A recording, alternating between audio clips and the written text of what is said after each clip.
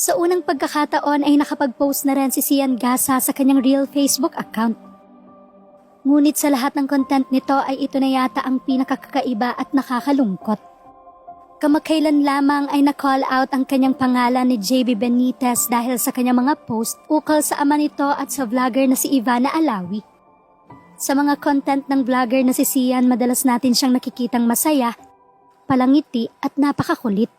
Pero ngayon dito yata nag-iba ang ihip ng hangin dahil sa kanyang matinding pinagdadaanan personally na ngayon lang makikita ng marami. Ayon sa post nito na ang video ay kuha pa noong April 1 habang inaatake siya ng anxiety. Ang kaisa-isang may kopya ng videong ito ay ang kanyang ex-girlfriend. Di alam ni Sian kung anong motive ng ex para ilabas ito, pero napansin niya na kahit break na sila ay panay pa rin mga old videos nila ang ipinopost nito. Paliwanag ni Sian Gasa na okay na siya ngayon at ang videong kumakalat ay lumang video pa at matatawag na mas better na ang life niya kumpara ng mga panahong iyon. Naibalik na pati ang peace of mind niya at naging stable ulit ang kanyang mental health.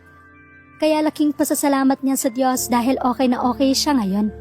Hiling niya na magkaroon ng peace of mind ang kanyang ex-girlfriend at huwag gamitin ang pangalan niya para mag-promote ng sarili nitong negosyo. Alam kasi ng lahat na putok ang pangalan ni Sian dahil sa issue niya with Benitez family. Kaya sana daw ay wag dumating sa punto na mag-imbento ang ex ng kung ano-ano laban sa kanya.